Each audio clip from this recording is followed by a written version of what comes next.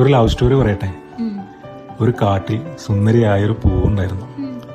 ഏകാന്തമായി ജീവിക്കുന്ന ആ പൂവിന് മുന്നിൽ ഒരു ദിവസം എവിടെ നിന്നോ ഭംഗിയുള്ളൊരു പൂമ്പാറ്റ വന്നു. പൂമ്പാറ്റയുടെ മനോഹരമായ ചിറകുകൾ കണ്ട് പൂവ് ഇതളുകൾ വിടർത്തി ചെണ്ടുകൾ കൂർപ്പിച്ചു. പൂമ്പാറ്റ ആ ഇതളുകൾക്ക് ചുറ്റും വട്ടയിട്ട് പറന്നു ചെണ്ടുകൾക്കുള്ളിൽ പറ്റിയിരിക്കുന്ന തേൻതുള്ളികളിൽ പതിയെ സ്പർശിച്ചു. അങ്ങനെ പൂവും പൂമ്പാറ്റയും പ്രണയികളായി. അന്നു മുതൽ പൂവ് എന്നും ചെണ്ടുകളിൽ നിറയെ തേനിറച്ചുകൊണ്ട് പൂമ്പാറ്റയെ കാത്തിരുന്നു. ആവേശത്തോടെ പൂമ്പാറ്റ വന്ന് തേന്നു പറഞ്ഞു.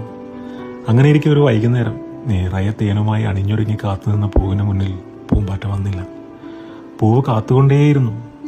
രാത്രികളും പകലുകളും കൊഴിഞ്ഞു. പൂമ്പാറ്റ വന്നില്ല. പിന്നീട് ഒരിക്കൽ അതുവഴി പോയ ഒരു കാറ്റ് പൂവിനോട് പറഞ്ഞു, നിന്റെ പൂമ്പാറ്റ ഒരു പുൽച്ചാടി വന്ന് വിഴുങ്ങിയെന്ന്. പൂവ് സങ്കടം കൊണ്ട് കരഞ്ഞു. പിന്നെ കോപം കൊണ്ട് വിറച്ചു. പിന്നീട് ഒരിക്കലും അവളിൽ തേൻ നിറഞ്ഞില്ല. പകരം ചെണ്ടുകളിൽ വിഷം നിറച്ച് എല്ലാ വൈകുന്നേരങ്ങളിലും പൂവ് അണിഞ്ഞൊരുങ്ങി ആ പുൽച്ചാടിയെ കൊല്ലാനായി കാത്തിരുന്നു. അങ്ങനെയാണ് അവൾക്ക് 4 മണിപ്പൂവ് എന്ന് പേര് വന്നത്.